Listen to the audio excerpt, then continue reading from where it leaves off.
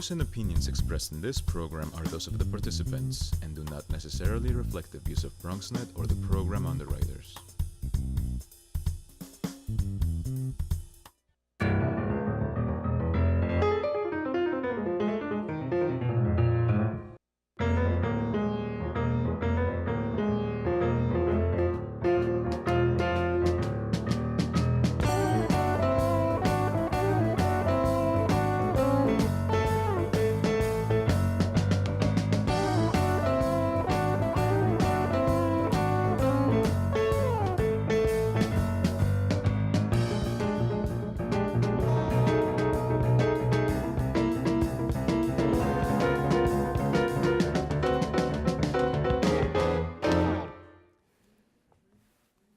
Good evening and welcome to Bronx Talk. The new school year has begun, and tonight we'll take a look at several aspects of education in the Bronx and the city from the perspective of a couple of advocates who work to give some youngsters who might come from some of the least fortunate circumstances but are the most talented a chance to a college education and a bright future. Tonight we'll talk about middle school's first-generation graduates, the very important but hard to navigate process to select a high school, the training of teachers, and much more. If you want to submit questions or comments, send an email to BronxTalk@BronxNet.org or post it on our Facebook page, and we'll read it on the air during a future edition of our program. For the here and now, the Executive Director of Breakthrough New York, Ria Wong, good evening. Nice to see you. Thanks for having us. And their site coordinator is Josh Baca Donna. Nice to have you, Josh. Welcome to the program.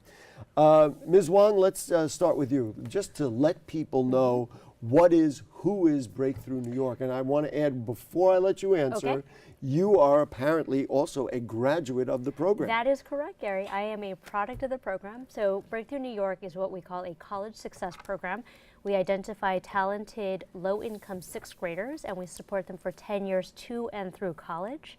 And the other piece of our program that's pretty unique is that we hire college and high school students to teach, thereby creating what we call a students teaching students model. So it's not just about college graduates, it's also about inspiring young people into the careers of education. Now, is this a school? I mean, you say you'd get them, let's say, at sixth grade, or is it really an after-school program, so they go to school and then they come to you for enrichment? It's what we call an out-of-school time program. So we do summer program, we do after-school programming, we do Saturday workshops. So it's really about supplementing what our kids are getting in their regular school day.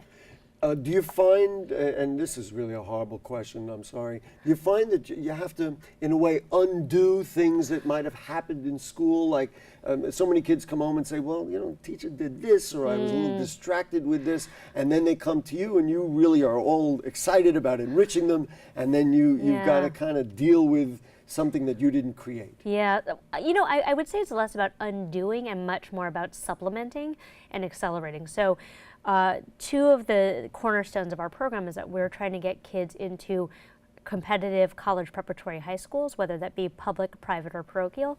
And the truth is there are a lot of schools that are not really preparing kids for that kind of environment. And so what we're doing is both accelerating what they're learning as well as creating communities of learning around them, because in some of the schools that our kids attend, there just isn't that kind of positive learning environment that is so crucial to student success. Many parents will be watching this and saying, wait a minute, I want to get my kids into the program, but you are selective. We are selective, and so actually what I want to tell your viewers is that we are starting to recruit in January of 2017. So anybody who is enrolled in sixth grade currently is eligible to apply, and what we look for are kids who are coming from circumstances where their families may not be otherwise able to afford other opportunities and programs. We're looking for kids who have at least an 80 on their grades, at least a 3 or 4 on their statewide tests, and demonstrate that they're good community leaders and members. Is there also, and this was just from doing the research and reading the website, is there also a requirement, or is it just something you kind of like, if they are first in their family to graduate? It is something that we look at. First in our family to graduate from college is one of our data points. It's not a hard and fast, but it is certainly a consideration. And then the other piece is it's 100% free for our students. I'm sure that rang bells all over the Bronx. But Mr. Baca Donna, let's bring you into the conversation. Now, you are the site coordinator.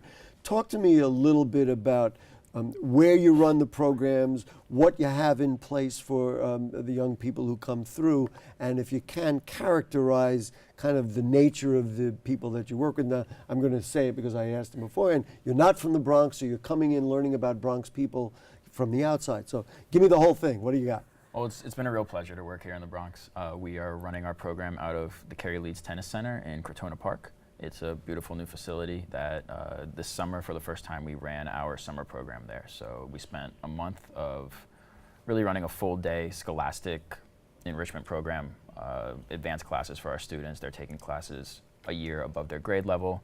They are getting access and they're getting mentorship from current college students who come in and serve as summer teaching fellows. Those are the students teaching students that Rhea mentioned. And you know, it's the Bronx community has really welcomed Breakthrough, and we're trying to recruit more and more students. Talk to me a little bit about the comportment of the youngsters. Now, you do select students, so presumably they're a little more attuned to the educational setting. Are there things that you have learned, and I always love bringing people from the outside to learn about who we are because it gives us a nice impression to understand who we are. Are there things that you've learned about Bronx youngsters that you say, wow, that's what they seem to like, or that's how they seem to behave, that's what inspires them? Yeah, you know, the students that I've worked with this summer have a lot of passion. They really are appreciative of the fact that they are able to take ownership of their own learning. That's something that we really encourage them to do. They're a lot like any other students in the Bronx in that they love listening to music. They'll pull out their smartphones at the first chance they get. But they also, when it's time to do business and hit the books and pay attention to their teachers, they're willing to put in that work. And that's really what we ask of our students, is that they give us 3 summers in the years of rising 7th, 8th, and 9th grade. They do 4 hours a week of after-school tutoring during the school year. We're about to start our fall school year program. And it's really so that they have ownership over their own learning, and like Rhea mentioned, we're able to supplement what's happening in the school. How do you give them the little kick in the pants, because to make them learn or sit still? The summer is beautiful. Yeah. Their friends have got to be all over the place. Everybody else is saying, you know what, I'm in maybe summer camp or something else. But you're suggesting that they come into classrooms and they do okay. Is there something you have to do to urge them to stay and pay attention? You know, I think part of the beauty of our program is that we seek out students who are really seeking out a program like ours. We look in our applications for the applicant to be a student-driven applicant, not a parent-driven one. I think a lot of parents would see a program like ours and say, oh, I want my kid in that, but we really look for the students who say, oh, I want to be in that. And that's not only the parents who say this would be good for That's my right. Right. And the students having the self-awareness and the maturity to make that realization and commit to giving, the month of July 3 years in a row to really go to school again. We have a lot of students who finish their school year in middle school, and they'll finish on a Thursday or on a Friday. They're with us on Monday. Wow. Yeah. That is very impressive.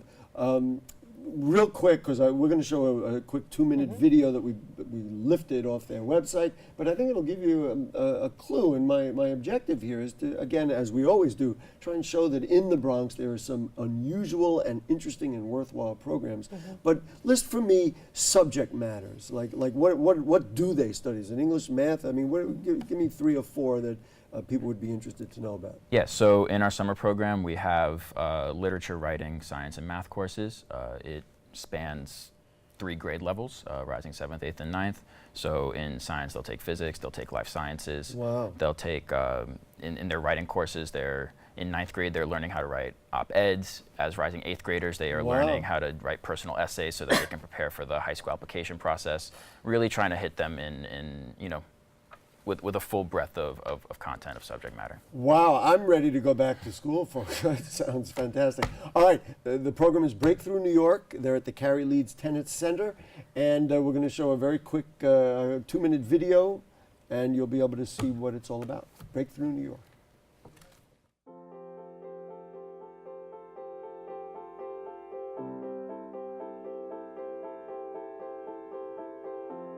I am from Soundview, the Lower East Side, East Flatbush, the Bronx.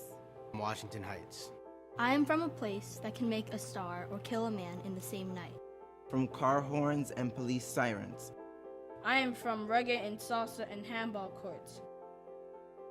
From summer days on city stoops. I am from everyone who told me I can do whatever I set my mind to. I am from the fight for a better life. I am from dreams of a brighter tomorrow. I am the last hope for my family. I am breaking the cycle of poverty. Of violence. Of hopelessness. I am growing into the person I am meant to be. I am strong and I will face the unknown. I am someone who makes my community proud. I am only going to get better. I'm only going to go further. I see how far I've come. I am where I always dreamed I would be. I am going to be brave on this unknown road. Going to exceed all expectations. Going to dream big. I am going to break through to a life my family has hoped for me. I am going to remember where I'm from. I am going to be the first in my family to go to college. I'm going to be a role model for kids just like me. I am going to be the United States ambassador to the United Nations. I am going to be a data analyst. I am going to be a teacher and a dancer. I am a teacher. I'm a neuroscientist. I am breakthrough.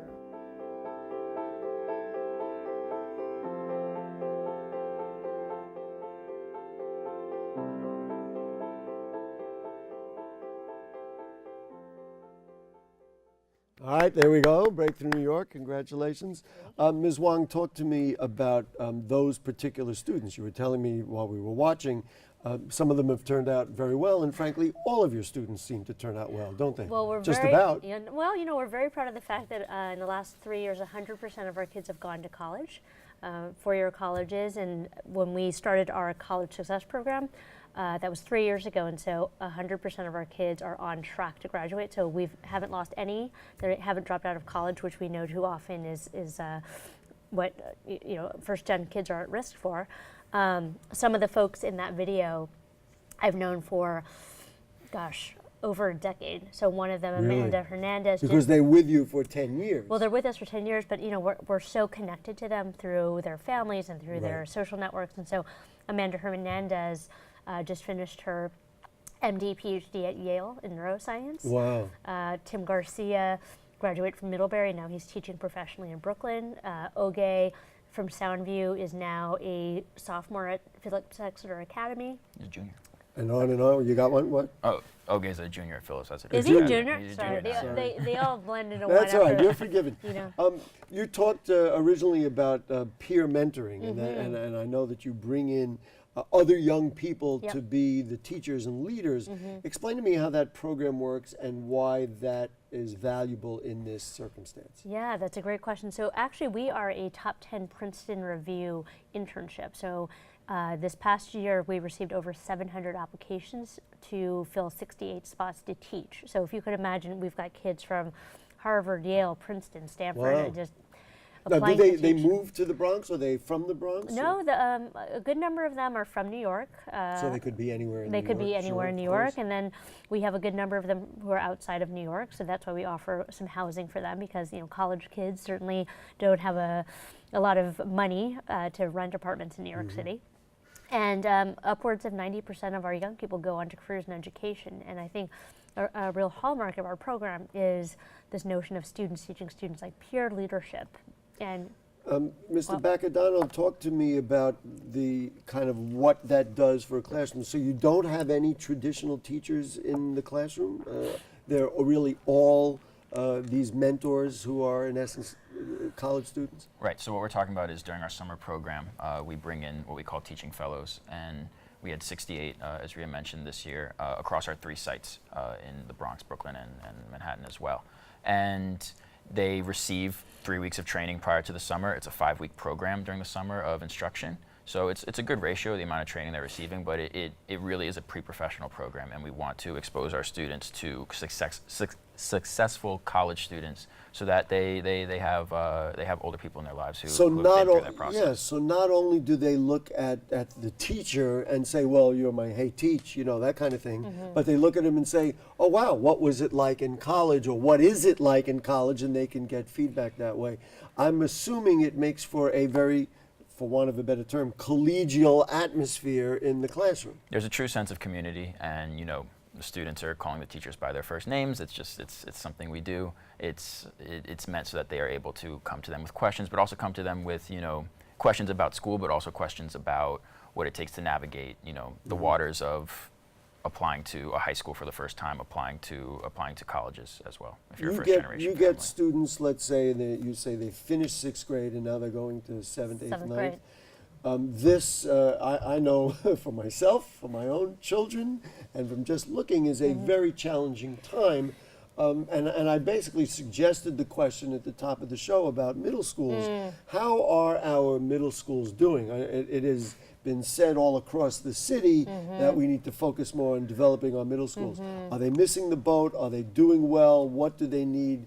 Characterize middle schools for me. Well, I think what's interesting about middle school is, as educators, you sort of love it or you hate it. And middle school, I think, is a very unique time in a young person's life. It's not quite childhood and it's not quite teenagehood. And so, it's horrible. Sorry. It's like if you can live through 7th grade, you can live through anything. Yeah, right. And I think there are very unique challenges to middle school, physically, emotionally, academically, intellectually. And I think, as an educational community, we have not done a great job of meeting the needs of the middle school child.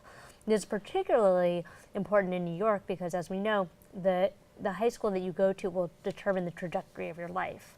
And so because of the way the high school choice process works in New York, we really do need to focus very keenly on the needs of 7th and 8th grade students to make sure that they're directed in the right way. Unfortunately, too many families aren't aware of what's at stake and sort of cotton onto the process a little too late in the game. Well, I want to just suggest that the difficulties a youngster will have in middle school, and the parents in many cases, and I'm forgiving all my colleagues who are parents and all my friends and neighbors in the Bronx, they throw up their hands and they say, well, he or she is going through a phase, they're 13 and 14 years old and they'll get out of it. But you're saying that academically it's a problem because then they don't get into a better high school or a high school of their choice, and it retards their academic process in the long run. If you were in a position to do so, give me 1 or 2 suggestions to address these things in middle schools.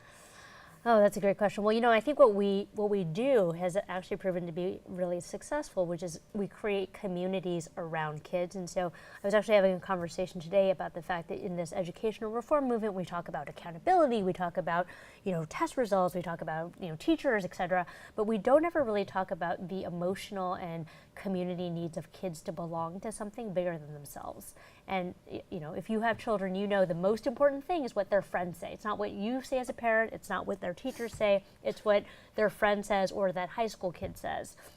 And so when I think about the success we've had as an organization, it's been because we've been able to use positive peer pressure to help kids get to where they're going. Let teens help teens, or even just a little older to be role modeling is a very important thing. And you're saying you would even inbreed that into the system if we could. In my perfect world, Chancellor Wong.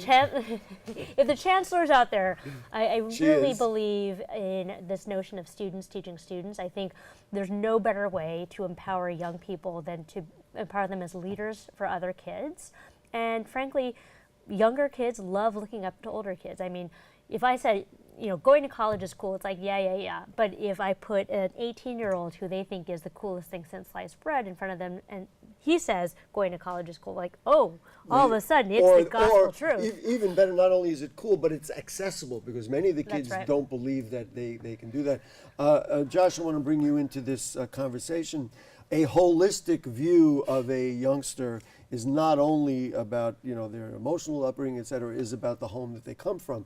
Talk to me a little bit about parent engagement. Do families get involved? And if so, how do you get them involved in the child's education, especially when, and we talk about this all the time, Bronx parents are busy. In many cases, both parents, if there are both parents, they're both working, and they're like, happily the kid's doing something productive, I don't have to deal with it.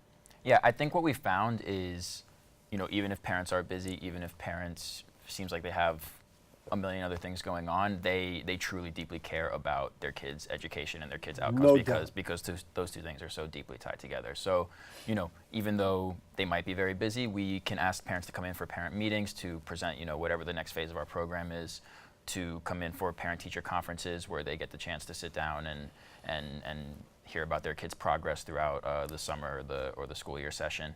And they do come in. They do come in. Even during the summer when traditionally they wouldn't. They do come in because they are invested in their student being a part of our program, and they see the joy that the students get from being a part of our program.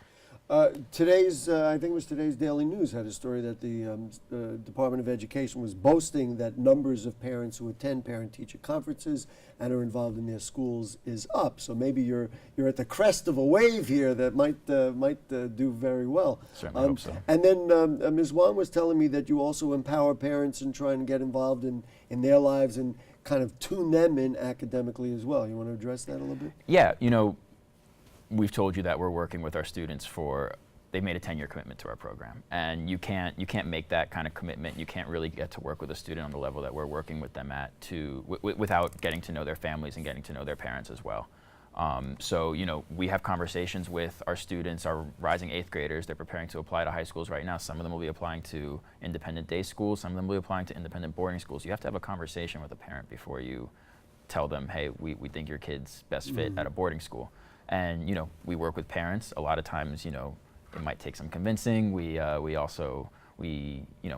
do try to figure out which situation is best for the student and make sure we find the high school that fits them, not necessarily just the best high school that they can get into, but the one that fits them best. Well, and if I could add on to Yeah, that, we sure. actually have, we recently started a parents association, so that's this notion of parents teaching parents, because I think so often the landscape of education is so difficult to navigate, and it's not easily found, all of the different resources. And so part of it is that we have a parents association that is helping other folks to navigate. And then we're also starting to think about what other resources we could offer, like continuing education courses or other enrichment courses that would be helpful to them. So parents would also experience maybe in some ways the same things that the children are Yeah. experiencing. I like the idea, and it's a very unique one, that because many of our kids attend after-school programs, and the parents, of course, are involved in the school, but not Right. necessarily in the enrichment or after-school program. It's a nice place to get them Yeah. involved if you can. I mean, we say that we serve families, not just kids. I want to talk a little bit about this idea of a holistic education compared to the pressure for testing and to have test scores. Do your youngsters do well on tests? And then I really do want to bridge that into the question about gifted and talented programs and access to specialized high schools. Big questions, Gary. So yes, in general. As we're running out of time, as a matter of fact. Oh, Okay. well, so in general, our kids do very well on tests relative to their peers. Now, that being said, I mean, we certainly see a lot of the trends that we see nationally in terms of how they do on SAT and ACT tests as compared to their more affluent peers. What I will say is, you know, to us, it's a question of access, and it's a question of knowing how to navigate the system. And if you are the kind of family that can afford and knows that you should be providing SAT preparation in the 5th grade or SAT preparation in sophomore year of high school, like, yes, your child will do better on the standardized Well, test. of course, many of our parents are not in that position. Exactly right. So the other thing that I want to say is I think we've really narrowly conceived of what a quality education actually means. And I think if we look at it through just the lens of a test score, we've missed the point as educators. Well, I advocate very strongly on this show, and people who've watched for a long time know that I've advocated for a much broader look at education. You really have a pointed perspective on the high school admission process and selection process. What is that about? You're concerned, aren't you? Well, I mean, I am. We should all be concerned. Actually, I just wrote a piece about why it is that we, as a city, have not really been up in arms. I mean, I was telling someone, I've been doing this for 11 years in New York, and inevitably every single year in the spring, the New York Times comes out with the article that there are, fill in the number, 7, 11 African American students that get into Stuyvesant, and it literally is the same article every single year, and yet we fail to do something about it. So is that a matter of eliminating the test or doing a broader evaluation of the students when they apply for high school, for the specialized high school? I think it's actually a question of giving more equal access to the test preparation, and, you know. But I think it's a red herring, right? So I actually think it's indicative of overall a lack of equitable educational quality.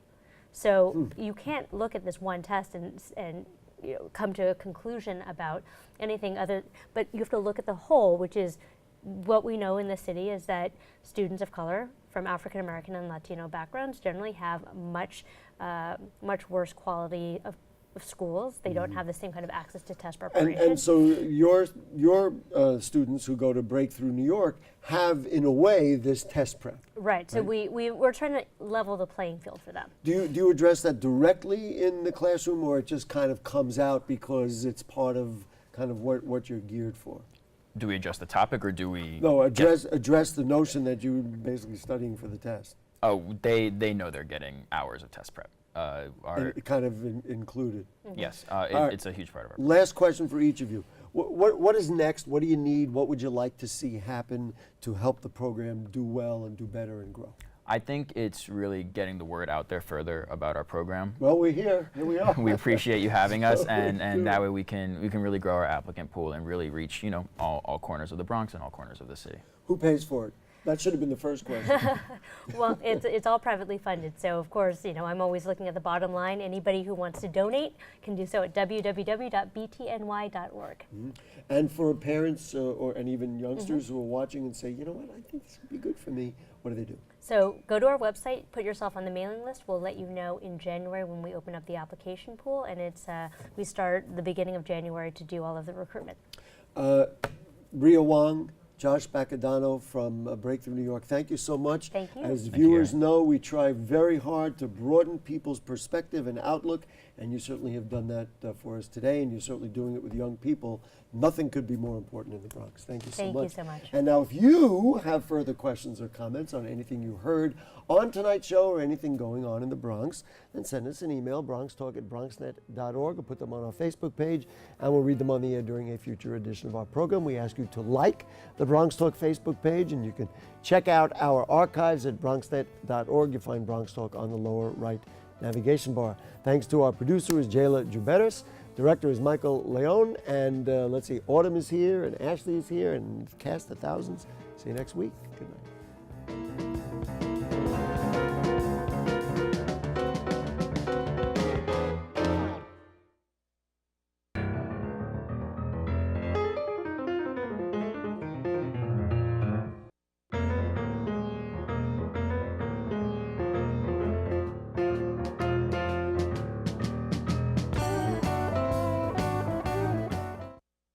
It's not always easy being a dad. Do you have panda asthma too? Does that run in the family? This is the home of the most priceless kung fu artifacts. But when you make an effort, Dad, we're not supposed to touch anything. Oh, sorry. Go along, son. it's always worth it. Whoa! The smallest moments can have the biggest impact on a child's life. Take time to be a dad today. I am gonna get you. I'm gonna get you. Call 877-4DAD-411 or visit fatherhood.gov to learn more.